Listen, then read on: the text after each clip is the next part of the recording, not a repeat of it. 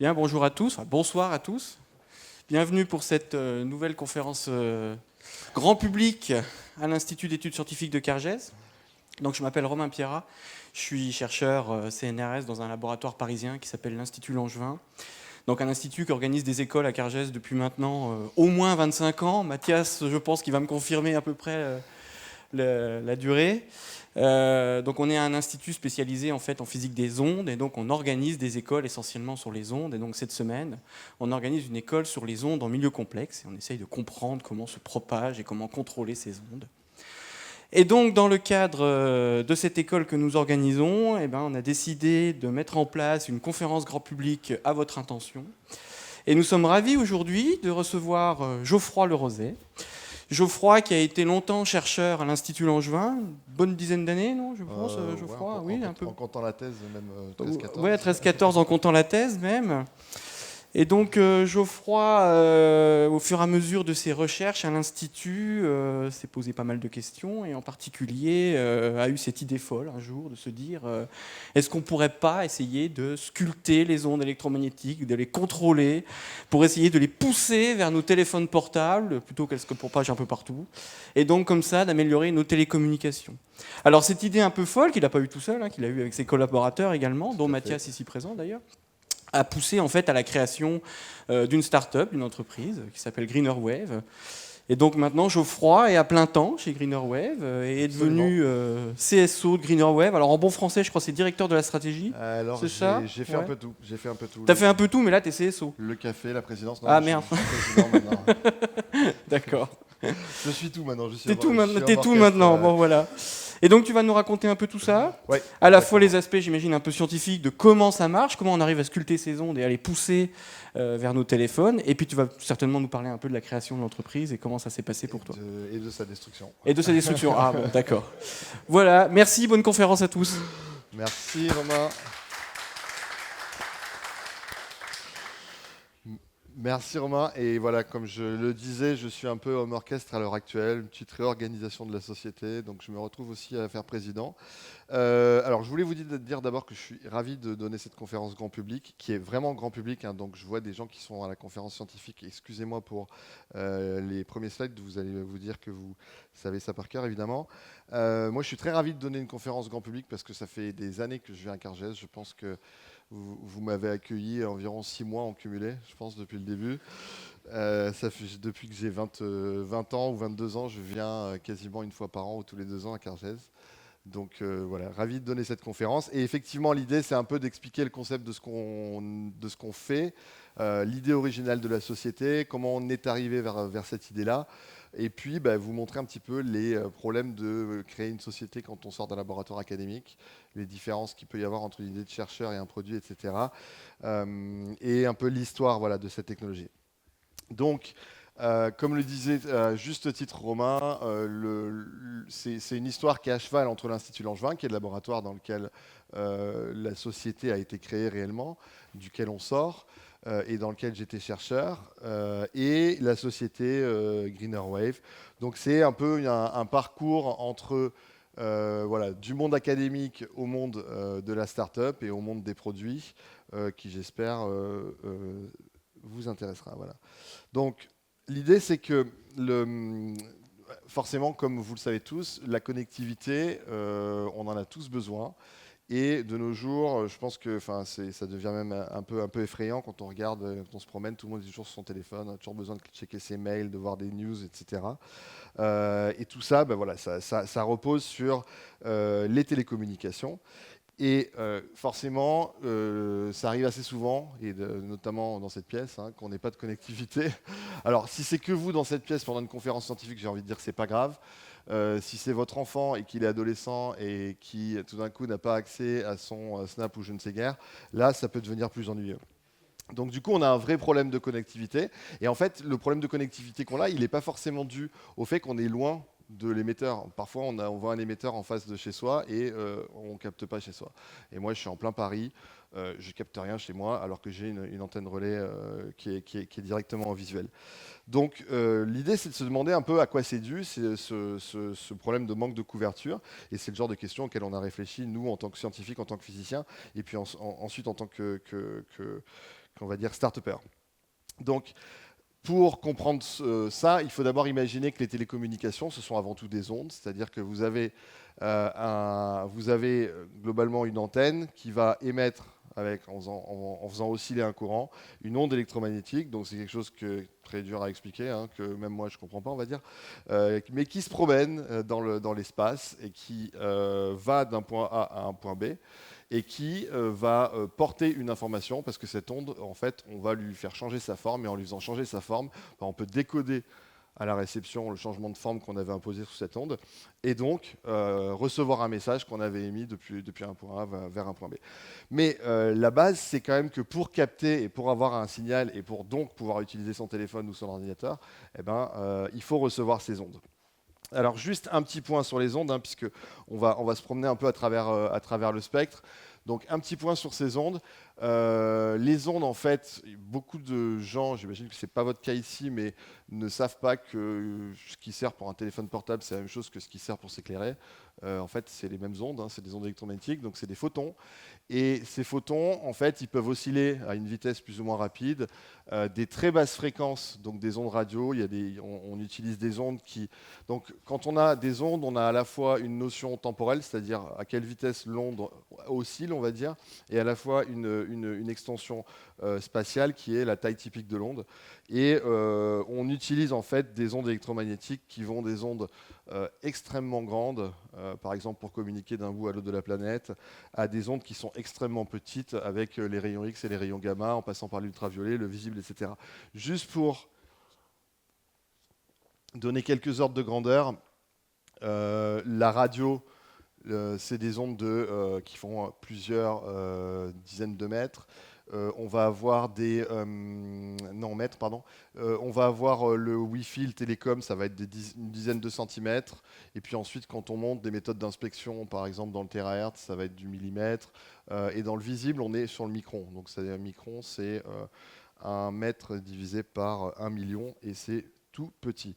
Voilà, donc ça c'est juste pour donner un petit ordre de grandeur, et toutes ces ondes on les utilise, mais les télécommunications, on va dire que c'est principalement dans le domaine des micro-ondes.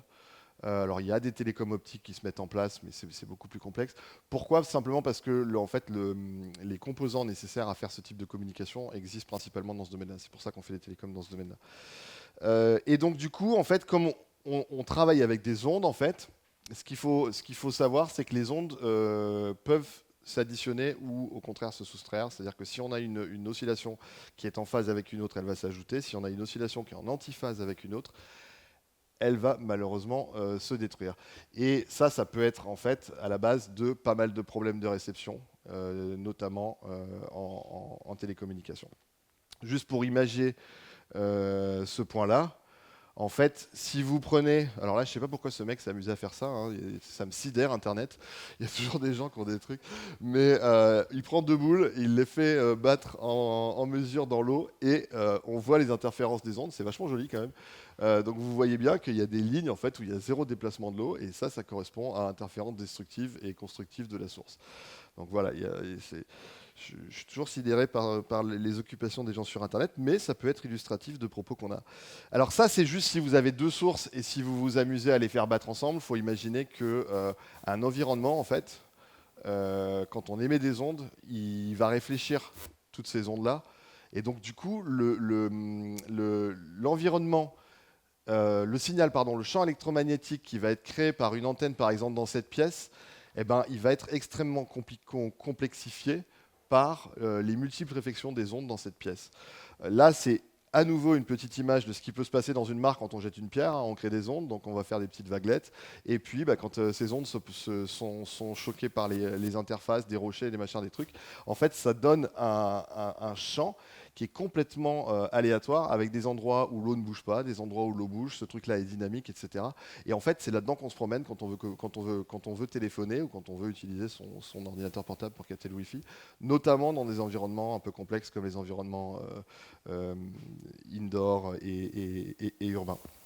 Donc, Ça, c'est la version, on va dire, visuelle. La version un peu moins sympathique à regarder, c'est ça. C'est quelqu'un qui fait une simulation de où est-ce que je place mon point d'accès Wi-Fi dans mon appartement. Alors, on voit déjà que c'est plutôt l'appartement typique de Paris, hein, qui doit faire 30 mètres carrés. Et selon où vous mettez votre point d'accès Wi-Fi, eh ben, en fait, vous allez avoir des endroits où vous allez être couvert ou pas du tout couvert. Et même au sein d'une pièce où il y a de l'énergie à un endroit, vous pouvez avoir aucune énergie à un autre endroit. Et ça, c'est ça qui va vous poser des problèmes quand vous voulez communiquer. Imaginez que là, la personne qui a fait ce calcul, elle a schématisé un appartement par une feuille de papier. Hein. C'est 2D. En réalité, votre antenne émet des ondes dans les 3 dimensions. Et donc, du coup, le champ que vous obtenez dans un appartement, il est beaucoup plus compliqué que ça encore. Et vous allez vraiment avoir plein d'endroits où vous avez des maxima des maxima de champ et des minima de champ. J'avais trouvé il y a quelques années une petite vidéo que je vous montre, pareil, hein, d'un gars qui ne devait pas avoir beaucoup mieux à faire, mais qui s'était fabriqué un petit circuit pour mesurer la puissance du champ électromagnétique créé par le Wi-Fi ou le téléphone, je ne sais plus, dans sa maison. Et donc le gars promène en fait, ce petit dispositif, la lumière est proportionnelle à la puissance reçue par le circuit. Donc c'est un redresseur de tension qui va capter les ondes électromagnétiques et les transformer en courant. Et plus le courant est élevé, plus la couleur va tendre vers le rouge, plus il est faible, plus la couleur va tendre vers le bleu. Et donc il montre que juste en bougeant comme ça, en fait, à l'échelle de 10-15 cm, eh ben, on peut avoir un champ électromagnétique et donc un signal en fait sur le téléphone ou sur l'ordi qui passe d'une valeur très faible à une valeur très élevée. Donc ça, c'est pas une nouveauté. On se bat, alors on va dire c'est pas forcément que nous, hein, c'est surtout les gens des télécommunications, mais se battent contre ce genre de phénomène depuis, on va dire, que les téléphones portables existent. À l'époque où c'était des communications simplement entre un point et un autre, on s'en fichait un peu. Maintenant que depuis 30 ans, on va dire, on communique en ville, on communique dans les environnements urbains, dans les buildings, etc., ce phénomène-là, il a vraiment pris de l'ampleur et les gens ont essayé de le régler. Donc, comment est-ce qu'on peut régler ce genre de problème ? En fait, il y a une approche qui est toute bête hein, et que les moins jeunes d'entre vous ne connaissent peut-être pas, mais pour les autres, vous connaissez. Bah, c'est facile, en fait. On prend un système de réception et on lui additionne des antennes. Et quand vous faites ça, bah, c'est vraiment la méthode, on va dire, la plus stupide du monde. Hein. Vous avez le gars qui promenait sa lumière et il avait un signal là et pas de signal là. Bah, si je mets 4 antennes, je vais forcément, avec un peu de chance, tomber à un endroit où il y a du signal. Et donc, du coup, bah, on va choisir la meilleure antenne au niveau de la réception et on va utiliser cette antenne. Et alors ça a l'air stupide, hein, mais c'est ce que font les gens depuis 20 ans, 15 ans en télécom, et ça a très bien marché d'introduire ce genre de système. Alors au début, comme c'était super la classe, on les laissait à l'extérieur de la box Wi-Fi par exemple. Vous voyez, vous avez des grosses antennes qui sortaient parce que c'était nouveau, puis après ils les ont replanquées parce que quand même c'est pas hyper esthétique. Mais il y a toute une époque où on voyait fleurir ce genre de box avec des multiples antennes. Et il faut savoir que dans votre téléphone portable, de toute façon, de base, vous avez 2 antennes pour recevoir n'importe quelle fréquence, puisque si l'une capte mal, on va se rabattre sur l'autre. Donc ça, c'est une solution, effectivement. C'est un peu la solution, on va dire la solution du pauvre, hein, quand même. C'est pas hyper élégant, c'est pas hyper, on va dire, technique, mais ça fonctionne. Ensuite, les gens ont réfléchi à d'autres solutions, et ils ont commencé à réfléchir. En fait, on va peut-être pas juste subir le champ électromagnétique qui est créé par le système de communication, c'est peut-être un peu stupide. On va essayer de fabriquer un champ électromagnétique qui a plus de chances d'atterrir sur l'utilisateur. Donc là, il y a beaucoup de gens qui ont travaillé sur ce genre de sujet-là. Et ça donne alors ce genre de système. Hein. Je suis volontairement mauvais avec la technologie puisque je vous montre un prototype, mais c'est réellement ce genre de système qui sont en fait en train d'être installés maintenant sur les toits des immeubles. Forcément, ils ont miniaturisé ce machin-là, ça ressemble un petit peu moins à un monstre que ça. Mais l'idée, c'est d'utiliser de multiples antennes et de multiples sources d'ondes électromagnétiques, en fait. Et comme je vous ai expliqué tout à l'heure que quand on a 2 ondes électromagnétiques qui arrivent et qui sont en phase, elles s'additionnent, là, on va se débrouiller pour que toutes les ondes émises par toutes ces antennes s'additionnent sur votre téléphone ou sur votre ordinateur. Et donc, ça a 2 avantages, cette technologie, enfin, ça a au moins 2 avantages, on va dire. La première, c'est que vous avez un signal qui est censé être bien meilleur, étant donné que le signal, en fait, il va globalement croître comme le nombre d'antennes que vous utilisez. Plus vous additionnez d'antennes, meilleur sera le signal au niveau du device. Et en plus, étant donné que vous avez beaucoup plus d'énergie sur un téléphone, vous gênerez beaucoup moins les téléphones voisins. Donc ça, c'est les techniques qu'on appelle Massive MIMO, en fait, pour un très grand nombre d'antennes. Et c'est des technologies sur lesquelles les gens ont commencé à réfléchir, on va dire, pour de vrai, en 2010 en télécom. Il se trouve que nous, en fait, en physique, on jouait à ce genre de choses, et notamment suite aux travaux de Mathias et de l'Institut Langevin, d'abord laboratoire en acoustique, en fait, depuis très longtemps, puisque l'une des passions de l'Institut Langevin, c'est d'apprendre à contrôler les ondes pour les envoyer à un endroit précis. Donc en fait, ce genre d'approche, nous, on y avait travaillé et on avait même essayé de construire une société sur ce concept-là, qu'on avait appelé Time Reversal Communication. Donc je ne sais pas si pour ceux d'entre vous qui connaissent Mathias et le retournement temporel, Time Reversal, c'est l'idée de se dire on utilise plein d'antennes et plein de sources et on va apprendre à envoyer le signal uniquement sur Claude ou uniquement sur Alex là-bas. Donc ça, on avait essayé d'en faire une société. Il y avait une très belle technologie, il y avait de très belles idées. Ça marche très bien, hein, ça permet d'envoyer de l'information uniquement sur une personne de façon très efficace et ça a plein de bonnes propriétés.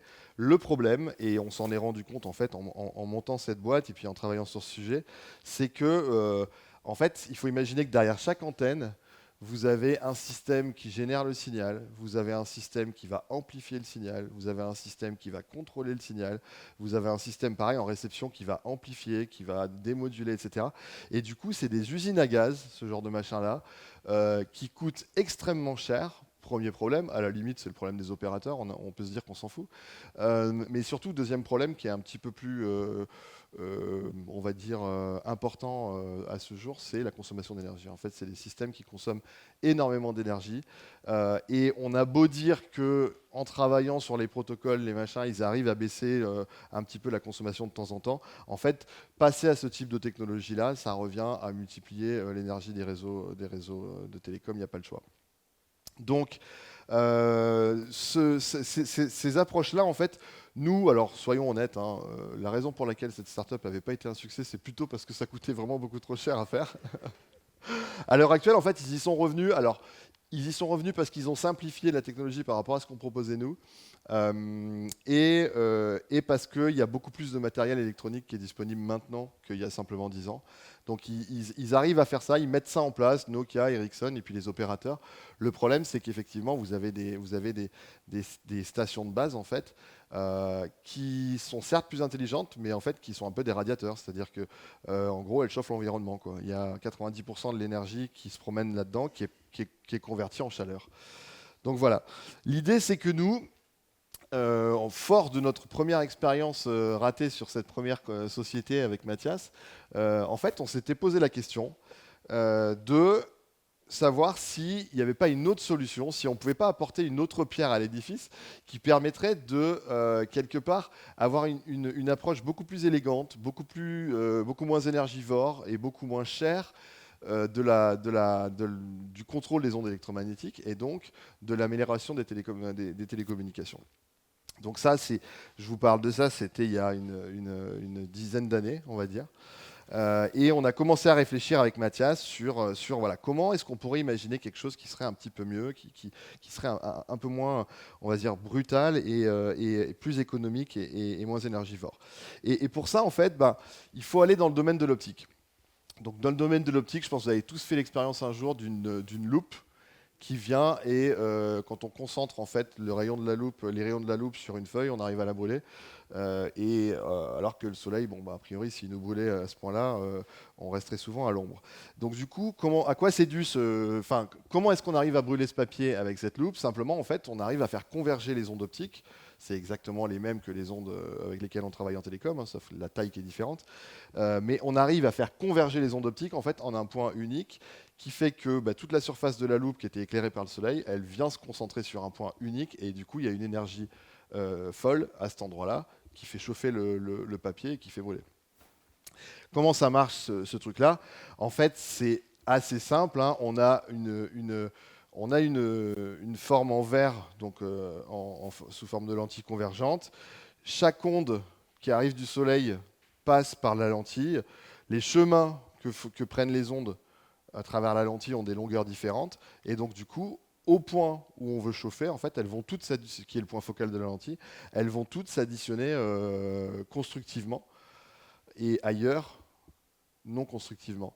Et donc, quand on fait une lentille, en fait, on joue simplement à recaler temporellement des ondes pour qu'elles viennent interférer et pour qu'elles viennent se sommer et donner un signal qui est beaucoup plus élevé au point où on cherche alors soit à regarder, enfin on peut s'en servir pour regarder, mais si on veut concentrer de la lumière, c'est ce qu'on fait.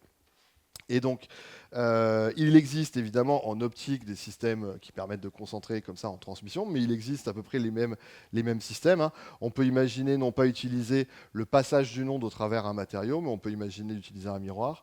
Et c'est les concepts que les gens développent de type four solaire, où on va prendre toute l'énergie solaire qui arrive sur une grosse plaque métallique, on va venir la concentrer en un endroit, et c'est cet endroit sur lequel on va poser une casserole ou je sais pas quoi, qui va chauffer la nourriture. Mais le concept est exactement le même, hein.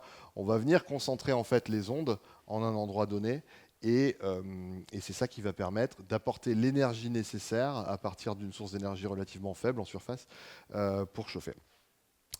Alors évidemment, il existe le même type d'outil, mais dans le domaine des télécommunications. Et je pense que vous l'avez tous vu, hein. C'est ce type d'antenne qui est relativement peu esthétique, mais qu'on trouve sur beaucoup de maisons, et spécialement dans les endroits un peu plus reculés, et, ou alors même effectivement beaucoup en ville. L'idée, c'est de... Donc là, c'est pareil, hein. On a un signal qui va arriver, c'est des antennes qui sont là pour capter le satellite. Et donc on a un signal qui arrive de très très loin, une onde comme ça, et on va avoir une forme, un réflecteur, qui va réfléchir ces ondes, qui va toutes les resynchroniser en un endroit, en un point, et c'est sur ce point-là qu'on met notre antenne. Donc c'est exactement le même concept que précédemment, sauf qu'au lieu de vouloir faire chauffer un endroit, je vais vouloir prendre un signal qui est tout petit, le sommet, enfin plein de petits signaux identiques mais qui n'arrivent pas en même temps, je les somme tous en les réfléchissant intelligemment vers un récepteur unique, et la taille de mon antenne va globalement me donner la puissance du signal que je reçois. Donc ça, c'est quelque chose qui est utilisé depuis très longtemps, les gens connaissent ça, et j'ai découvert, oui ils l'ont fait, qu'en Australie, ça permet de connecter des gens qui sont loin dans la pampa. Donc lui, par exemple, il est en face d'une antenne, d'une parabole, et en fait, il y a à je ne sais pas combien de kilomètres, il y a une station de base d'un opérateur qui émet dans cette direction. Et le monsieur, s'il se place pile à l'endroit focal de ce réflecteur, eh ben, il arrive à communiquer dans le désert. Ils sont quand même forts, ces Australiens. Et donc voilà, c'est une approche qui pourrait marcher, hein. On pourrait imaginer se mettre quelques paraboles dans la maison et puis les manipuler comme ça à longueur de journée, et voir si on arrive à capter un peu mieux. D'ailleurs, ce que Mathias avait essayé un peu de faire avec une feuille d'aluminium. Non, en fait, donc la question, cette idée, elle paraît pas mal. On se dit, tiens, c'est une bonne base, hein. Si j'arrive en fait à faire un truc qui permet de concentrer un peu le signal électromagnétique, finalement, est-ce que je ne vais pas être capable à partir d'une émission, donc je ne change pas le système d'émission, je ne change pas mon récepteur, mais je vais utiliser un réflecteur un peu gros qui va prendre plein de signaux très faibles et les concentrer vers mon téléphone de manière à ce que j'ai un bon signal dans mon téléphone.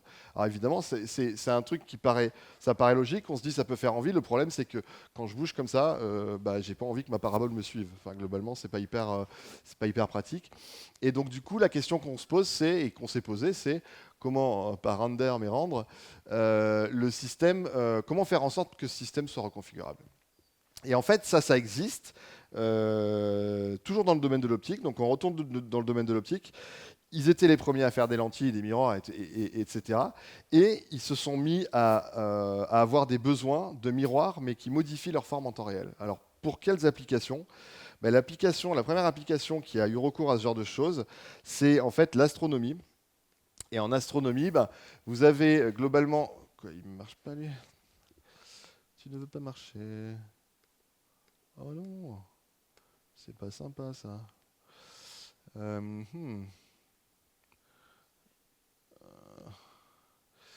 Tac, normal. Ah, ça m'ennuie beaucoup parce que je l'aime bien cette animation, je voulais quand même vous la montrer. Est-ce que je l'aurai ailleurs par hasard? Ouais, je devrais l'avoir. Non, forcément pas là. Je regarde juste si je l'ai ailleurs parce que c'est la seule que j'ai pas vérifiée. Forcément, c'est la seule qui marche pas. Tac. Le copier-coller qui a mal fonctionné. Hop. Celle-là devrait fonctionner. Voilà. Non plus, donc il a vraiment pas envie de lire mes animations, c'est pas grave. Bon, écoutez, je vais vous la faire a cappella. L'idée, c'est que en astronomie, en fait, les gens qui observent les étoiles, ils sont généralement très gênés.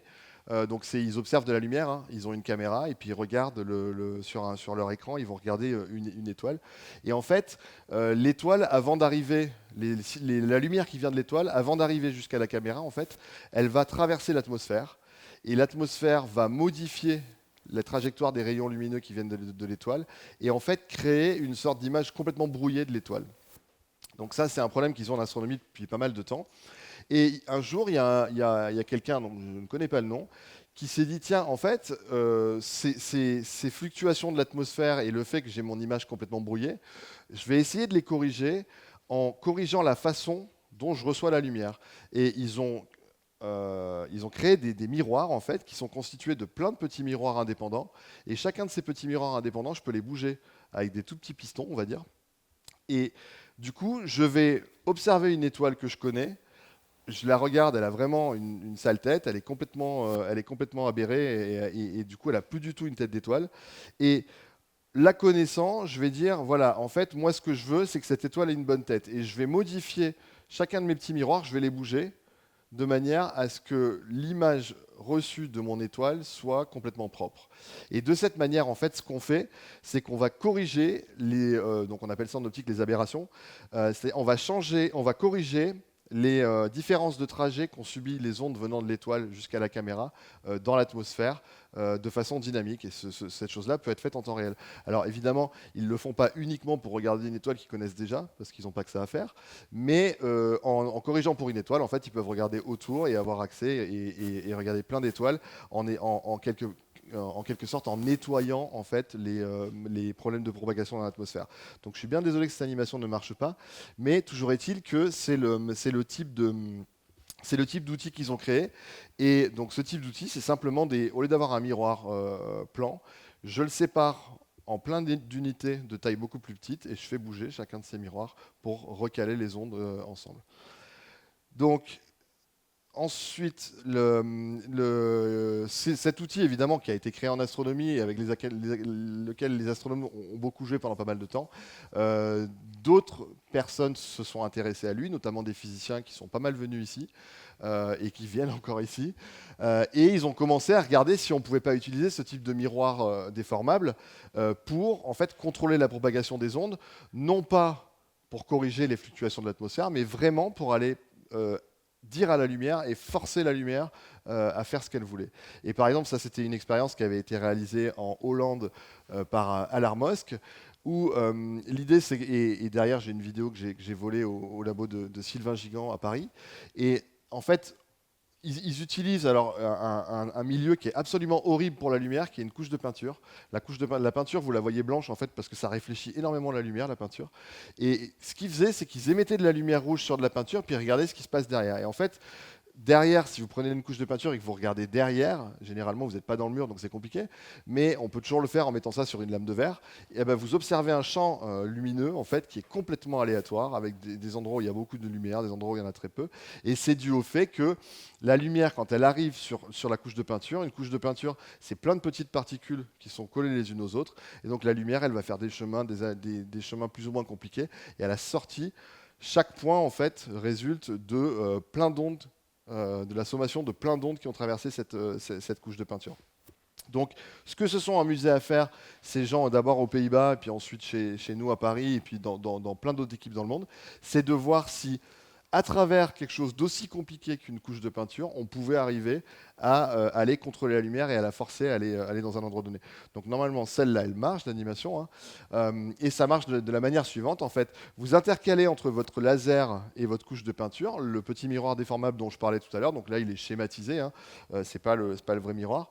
Mais vous voyez que c'est un miroir qui est séparé en plein de petits miroirs, et puis vous poussez sur chacun de ces miroirs, et vous allez comme ça, en fait, transformer le champ qu'avait créé la couche de peinture en un point sur lequel il y a une énorme intensité, et cette énorme intensité, elle ressemble à s'y méprendre à l'intensité lumineuse que la loupe avait créée tout à l'heure. Et donc vous avez en fait transformé une couche de peinture en une loupe, et ça c'est quelle que soit la peinture, c'est-à-dire vous changez la couche de peinture, vous en prenez une autre, vous allez apprendre à l'utiliser comme une lentille de la même manière. Donc c'est quelque chose qui est absolument dynamique, qui peut aller assez rapidement, et qui permet en fait, quelle que soit la complexité du milieu, de concentrer les ondes. Donc il faut imaginer en fait, hein, ça revient à faire une lentille, sauf que cette lentille elle a une forme absolument bizarroïde qui permet de compenser les trajets des ondes dans des environnements autant bizarroïdes. Donc nous, ça nous a donné une idée avec Mathias, quand on cherchait une solution à notre problème. En fait, en regardant ce que faisaient les gens en optique, on s'est dit, mais nous, depuis des années, on s'intéresse à avoir des systèmes émetteurs et à les synchroniser ensemble pour aller concentrer les ondes, etc. Et en fait, en optique, il nous montre quoi? Il nous montre que ça sert à rien d'avoir plein d'émetteurs super complexes et super reconfigurables. En fait, on n'a rien à faire. Ce qui compte, c'est d'arriver à synchroniser les ondes. Et pour synchroniser les ondes, il suffit d'avoir des miroirs intelligents, en fait. Et en contrôlant les miroirs, on contrôle les réflexions des ondes. Et donc, une grosse onde qui arrive sur un miroir reconfigurable, en fait, on va pouvoir contrôler chacun des petits miroirs indépendamment et contrôler cette onde pour qu'elle fasse absolument ce qu'on veut, comme si on avait une matrice de source hyper complexe et hyper chère. Donc, on s'est dit, waouh, cette idée en optique est absolument géniale, il faut qu'on arrive à faire la même chose en micro-ondes. Et c'est comme ça qu'on s'est mis en tête, en fait, de faire des murs qui vont pouvoir bouger et contrôler la propagation des ondes électromagnétiques de manière à ce que vous ayez un signal optimal sur votre téléphone. Alors, le problème, évidemment, c'est que quand on passe de l'optique aux ondes électromagnétiques, ce n'est pas exactement les mêmes ordres de grandeur. Et là, j'ai fait un petit schéma vraiment à la mano pour vous montrer que un miroir qu'on translate en optique, si on le bouge d'un micron, ça fait le job. Si on veut faire la même chose en Wi-Fi dans un environnement comme ici, en fait, il faut bouger les murs de 10 cm. Tout de suite, ça devient moins esthétique, hein, et moins esthétique et moins pratique. On ne voyait pas trop comment réaliser ça. Donc on s'est dit qu'il fallait qu'on regarde dans une autre direction. Et en fait, on a regardé dans la direction de la réflexion des ondes par des matériaux. Plutôt que de chercher à jouer sur la géométrie, on va chercher à jouer sur la nature du matériau. Et en fait, c'est assez connu que si vous prenez un matériau qui est un métal ou un isolant, si vous réfléchissez une onde dessus, si une onde arrive et qu'elle est réfléchie par ce matériau, en fait, elle ne va pas avoir forcément le même signe. Et donc, du coup, on a travaillé dans cette direction-là en se disant, est-ce qu'on peut trouver un matériau, donc une surface, dont la réflectivité va changer en fonction d'un paramètre qu'on change nous? Évidemment, changer en temps réel un matériau d'un métal en isolant, ça revient à peu près au même que faire un mur qui bouge de 10 cm. Mais il existe des composants électroniques en fait, qui permettent de faire ce genre de choses. Alors je vous passe les détails, hein, mais globalement, on va prendre une surface sur laquelle on met un petit élément métallique. Et cet élément métallique, quand il réfléchit les ondes, il va le réfléchir avec un certain signe. Et si on lui met un petit composant électronique, comme là ici c'est une diode, eh ben, en polarisant cette diode, on va pouvoir changer la façon dont il réfléchit une onde. Donc c'est des techniques qui viennent un peu du monde des antennes et qui sont assez simples, sauf que c'est une antenne qu'on va reconfigurer. Donc ce qu'on a fabriqué, c'est un petit élément. Donc là, dans le domaine du Wi-Fi, ça, il faut imaginer que ça mesure quelques 5 ou 6 cm. Il y a juste un composant électronique. Ce composant électronique, il prend absolument pas de courant ou de puissance ou quoi que ce soit. C'est quasiment neutre en termes de consommation. Et quand on le polarise, c'est-à-dire quand on lui met une petite tension, eh ben, l'onde qui partait avec un signe positif va repartir avec un signe négatif cette fois-ci. Et donc, on peut approximer en fait le jeu des miroirs qui se déplacent et qu'on déplace à volonté par ce type de procédé assez simple où, juste en mettant une petite tension aux bornes d'un composant électronique, une onde électromagnétique va être réfléchie avec un signe différent. Alors, on a fait ça en 2012-2013 et on en a fabriqué une matrice de ce genre de petites cellules. Alors quand je dis on, en fait, c'est les étudiants. Hein. Et c'était pas si facile que ça parce que c'était fait tout à la main par nos étudiants à l'époque. Et donc vous voyez, on a une surface. Cette surface, en fait, elle est constituée de plein d'éléments identiques qui sont un peu les petits miroirs dont on parlait tout à l'heure. Sauf que ces éléments identiques, ils ont chacun un petit composant électronique, et en actionnant le composant électronique, on va changer la façon dont il réfléchit l'onde électromagnétique. Donc on a fabriqué ça en 2013, et on a commencé à jouer avec ça avec l'idée de contrôler la propagation des ondes électromagnétiques dans une pièce, dans une ville. Donc on pilotait ça à l'époque avec une petite carte électronique toute simple Arduino, et on s'était mis en tête de rendre intelligent le bureau du directeur du labo, qui était Arnaud. Et donc du coup, on a mis ces surfaces sur les murs. Et l'idée, c'était de montrer que si j'ai une source d'ondes électromagnétiques, donc nous, en l'occurrence, c'était du matériel de laboratoire, hein, mais vous pouvez imaginer parfaitement que c'est un téléphone ou une box Wi-Fi ou quoi que ce soit. Elle émet dans toute la pièce. Et moi, je vais me servir des petites surfaces que j'ai fabriquées pour apprendre à réfléchir les ondes intelligemment dans la pièce et pour apprendre à les concentrer dans un endroit donné pour maximiser la réception d'un téléphone. Donc il faut imaginer que là, j'ai ma source, on va dire que c'est une box Wi-Fi. De l'autre côté, j'ai mon récepteur. Moi, c'était des récepteurs de laboratoire, pareil, mais il faut imaginer que c'est un ordinateur portable. Et ce que je vais faire, c'est que je vais juste venir mettre un petit courant sur des composants électroniques et tester plein de solutions de manière à maximiser l'énergie reçue. Donc ça, c'est une vidéo qui commence à être un peu vintage, avec notre ami Fabrice, qui a, ici présent, qui a une antenne dans la main, et on a nos surfaces, donc ça c'est en 2013, hein, donc forcément ça commence à ressembler un peu au film de Godard, mais bon, c'est pas si vieux que ça. Et donc vous avez toutes les cellules unités en fait, qui sont représentées par ces espèces de carrés noirs et blancs sur l'écran de l'ordinateur. Vous avez l'énergie reçue par l'antenne qui est tracée en temps réel, et ce qu'on montre, alors si ça veut bien marcher évidemment, ah ben non, ça ne veut pas marcher, forcément. Ça commence à me fatiguer. Ça commence à me fatiguer. Je ne sais pas pourquoi elle ne marche pas sur ce... Je pense que c'est le projecteur qui ne marche pas, mais c'est pas grave. Je vais vous montrer du coup en statique. Ça va être sympa aussi. Hein. Tac. Téléchargement. Non. Putain, il est où ce truc ?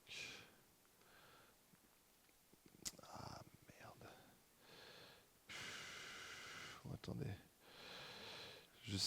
je l'ai plus forcément. Non, j'ai plus de statique. Bon, bref, je suis désolé pour l'animation. Mais ce qu'on montre en fait, c'est que donc je pense qu'il n'y a rien qui va marcher comme animation, je suis un peu déçu. Ce qu'on montre en fait, c'est que quand on met le système en route, le damier commence à passer de noir au blanc, noir au blanc. En fait, on teste toutes les configurations des composants électroniques et l'énergie reçue par l'antenne se met à cavaler, à augmenter de façon incroyable.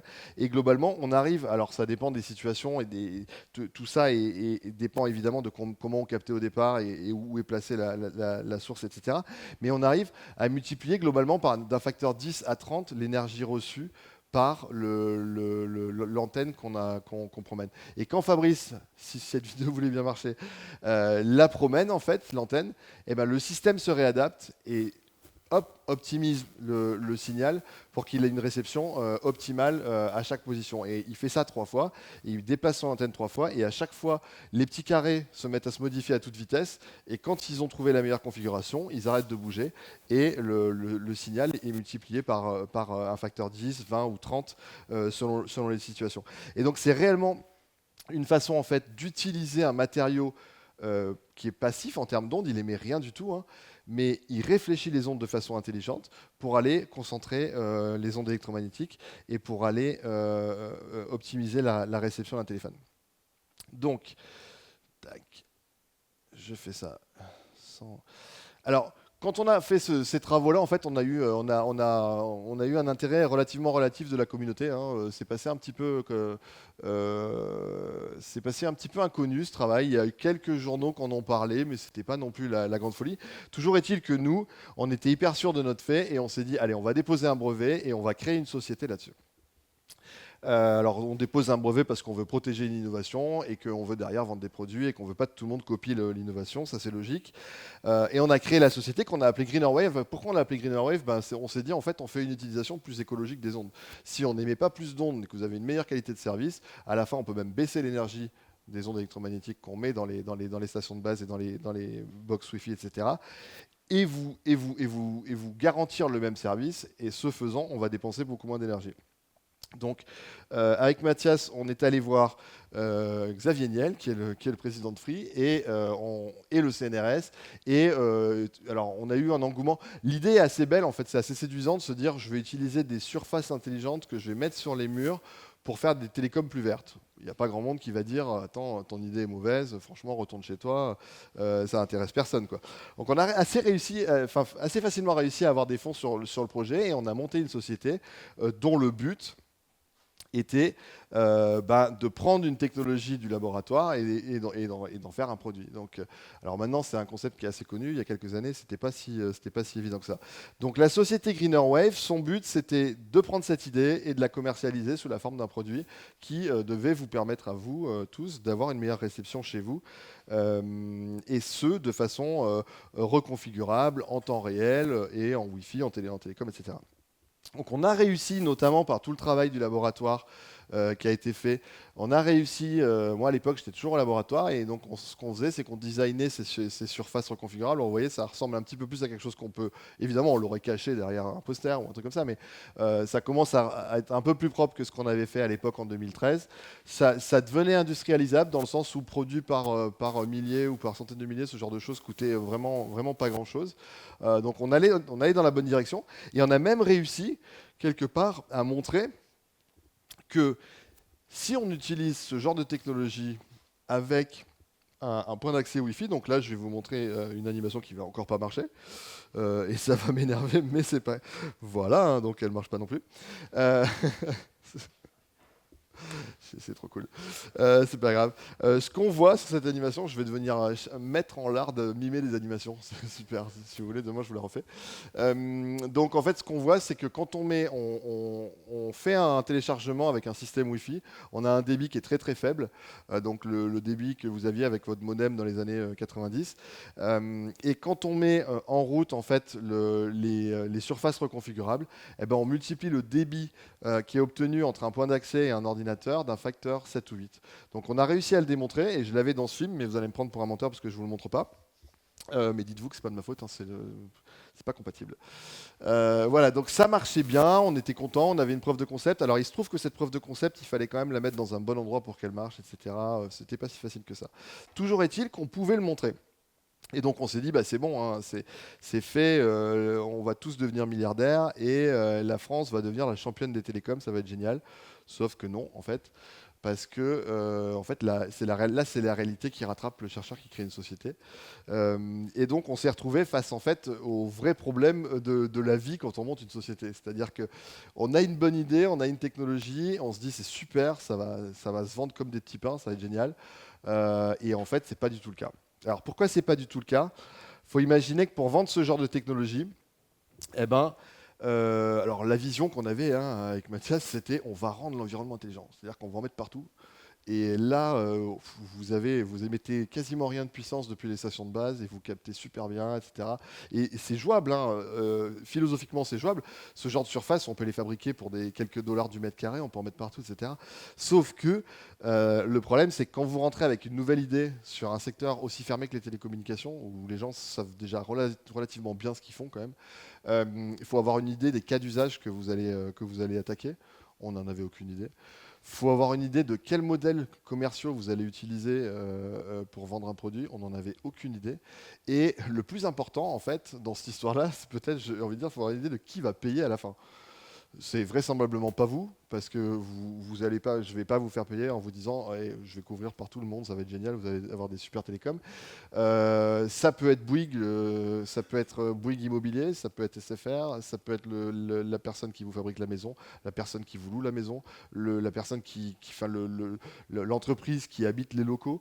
Et donc en fait, quand on a proposé cette techno, il y avait réellement aucun précédent. Et en fait, personne ne savait du tout ce qu'on pouvait en faire et comment ça pouvait marcher économiquement et commercialement.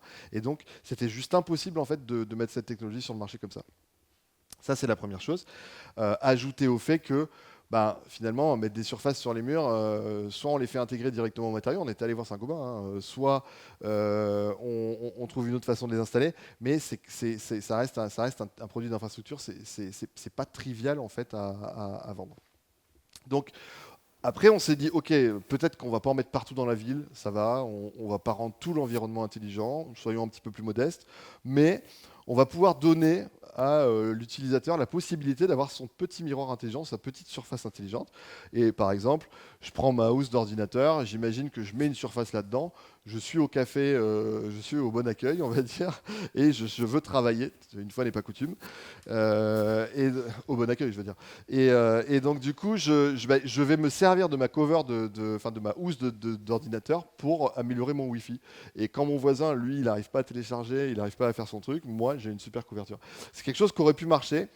Sauf qu'en fait, comme je vous l'ai dit, quand on a fait cette démonstration, ça marchait que, on va dire, dans la campagne. Et si on faisait la démonstration dans un bureau où il y avait plusieurs points d'accès Wi-Fi, ça se mettait à plus marcher du tout.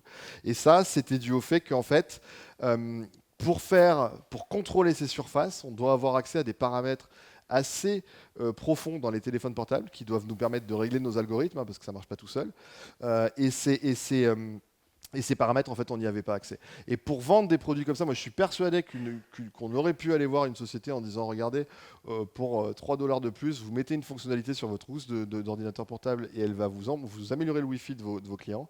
Et ben ça, on ne pouvait pas le faire parce qu'il fallait qu'on signe avec Intel ou avec Broadcom ou avec tous les gens qui font les puces qu'il y a dans vos téléphones portables et dans vos ordinateurs. Donc c'est comme ça que la société a failli mourir. Vous inquiétez pas, ça ne s'arrête pas là.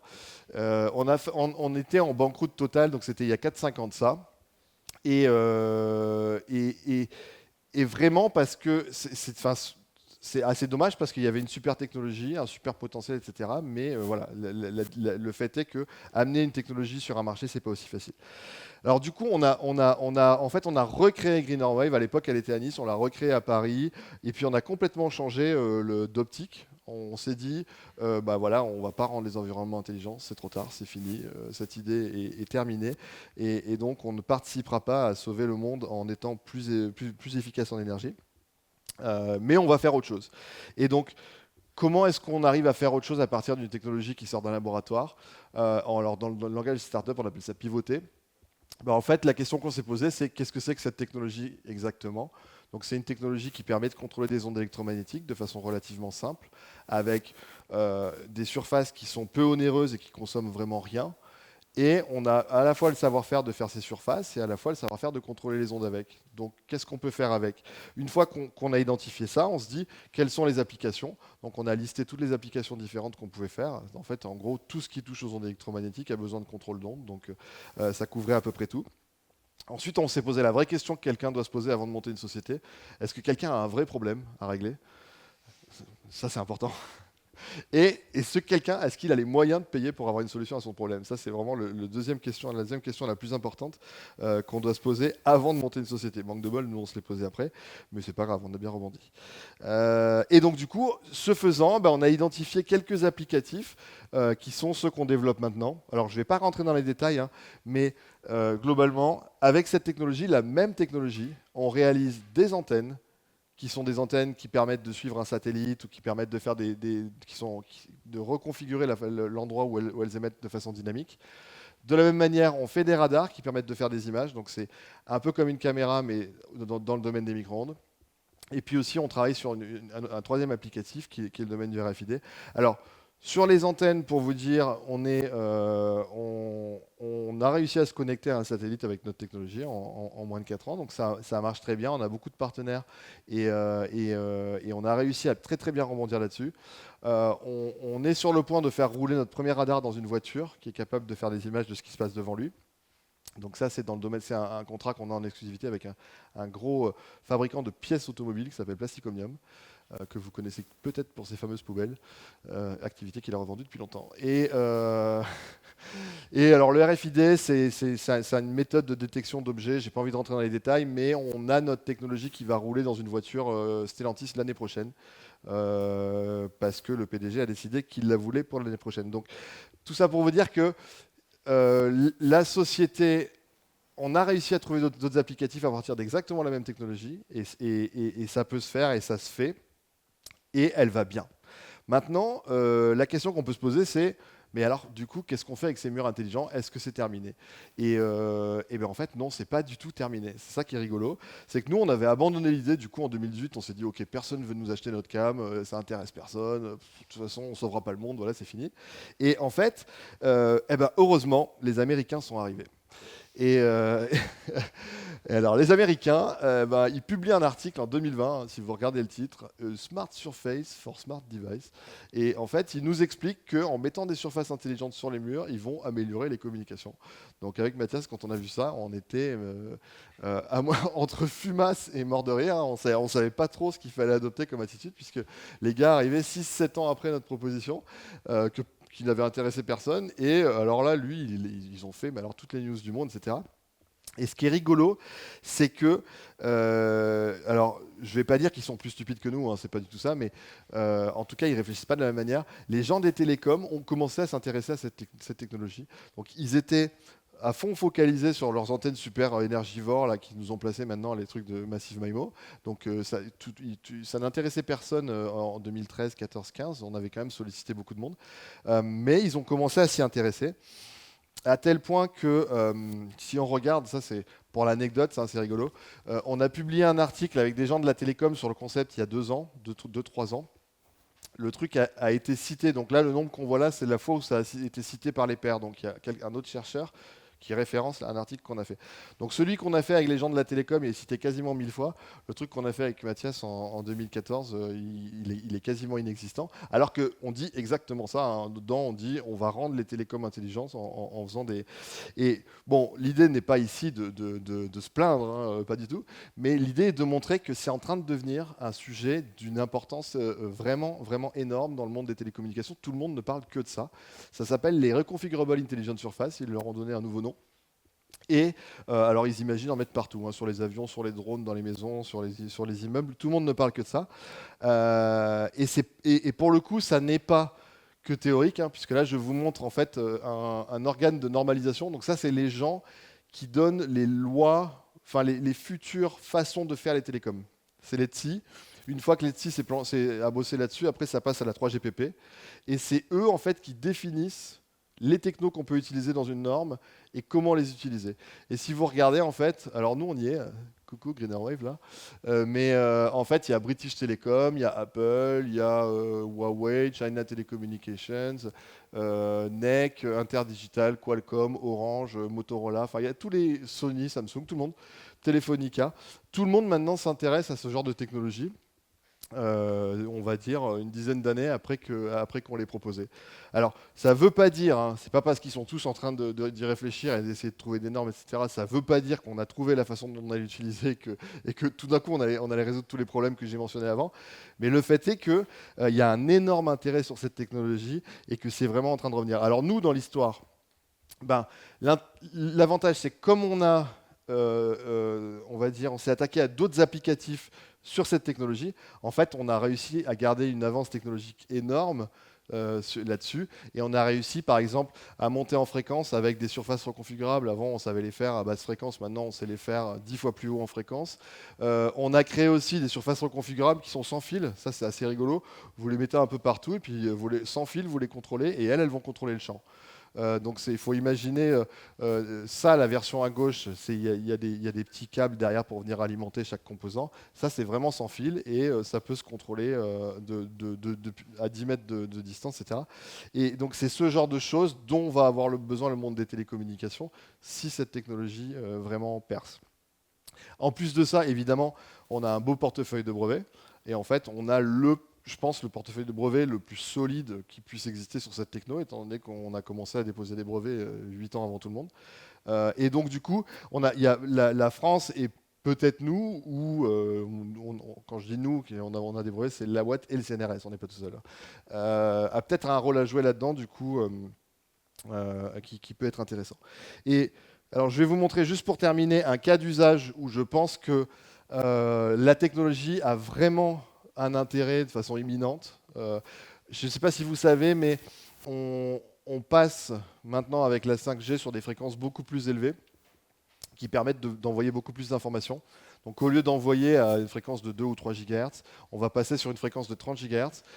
Le seul intérêt de faire ça, en fait, c'est d'envoyer beaucoup, beaucoup plus de débit. C'est-à-dire que vous allez télécharger un film d'1 giga en 1 seconde au lieu d'attendre 3 minutes. Et pour ce faire, en fait, on ne peut plus en fait, émettre des ondes partout. On est obligé de les émettre sous la forme de pinceaux, un peu comme des lasers. Et ces ondes ne vont que dans une direction. Et on doit l'émetteur doit voir le récepteur pour pouvoir faire une communication, sinon il n'y a pas assez d'énergie et ça ne marche pas. Donc certes, ça permet d'avoir beaucoup plus de débit, mais il y a quand même un gros limitant qui fait qu'il faut que l'émetteur et le récepteur se voient. Donc ça, c'est des technos qui sont en train de partir beaucoup, notamment en Asie et aux US. En Europe, on est un peu à la traîne, mais on s'y met. Et ben, du coup, nous, en fait, on a commencé à travailler là-dessus. Et les surfaces reconfigurables qu'on avait fabriquées pour nos applications antennes, on s'est amusé à en faire un miroir qui permet de maintenir un semblant on va dire, de line of sight en anglais, qui permet en fait à un émetteur et à un récepteur de se voir, même s'il y a un mur ou un obstacle entre les deux. Comment on va faire? On va mettre cette surface reconfigurable sur un mur, on va envoyer les ondes vers cette surface reconfigurable et on va la configurer pour qu'elle aille pointer comme un miroir intelligent vers un utilisateur. Et donc on a fait ça chez Greener Wave. On s'est amusé, donc là vous voyez le setup. On a un émetteur et un récepteur qui ne se voient pas du tout. S'ils veulent communiquer entre eux, c'est juste pas possible à ces fréquences-là. C'est absolument impossible. Il faut qu'ils se voient absolument. Et donc du coup, entre les deux, on a mis notre surface reconfigurable qu'à la base on avait développée pour une toute autre application. Et alors là, j'ai enfin une animation qui marche. Wouhou. C'est vraiment trop cool. Et donc du coup, ce qu'on fait, on montre que quand on n'allume pas la surface, en fait, on n'a pas de signal et on n'arrive pas à avoir des symboles. Les symboles, c'est cette espèce de constellation que vous voyez. Si tout se mélange, c'est qu'il n'y a pas d'information qui est transmise. Si vous récupérez des symboles bien séparés, ça veut dire que vous arrivez à faire une communication. Et en fait, on montre qu'avec notre technologie, on est capable, à ces très hautes fréquences, de pouvoir en fait, contourner les obstacles, contourner les murs et utiliser ces ondes à très haute fréquence qui sont très complexes d'utilisation avec cette approche-là. Donc, l'idée, c'est que si on est capable de faire ça, on est capable de simplifier pas mal l'architecture des réseaux. Et ça, c'est une application qui vraisemblablement devrait voir le jour assez rapidement. Pour terminer, on n'est pas hors sol, on fait l'expérience chez nous, mais notre techno, notre surface, on l'a vendu aussi à des Japonais avec qui on est en contrat. Et ils ont fait des tests avec NTT Docomo, qui est le premier opérateur japonais, qui a répliqué nos expériences avec un vrai système de com 5G et qui s'amuse beaucoup avec ce genre de techno à l'heure actuelle. Alors, ils sont marrants parce qu'ils nous en achètent plusieurs. En plus, en ce moment, c'est pas comme si c'était gratuit. Ça coûte plutôt cher, les prototypes, mais ils nous en achètent plein, puis ils jouent avec. Alors, on ne sait pas trop ce que ça va donner. Mais en tout cas, il y a un très très fort intérêt sur ce genre de techno. Donc voilà, c'est la renaissance de l'idée qu'on avait eue il y a une dizaine d'années, ce qui est assez rigolo. Pour finir, comment va la société? On est une 50aine de personnes à l'heure actuelle et on a pas mal de contrats sur les années qui viennent. On fait de la belle R&D dans le centre de Paris. Donc voilà, tout va bien. Et je vous remercie pour votre attention.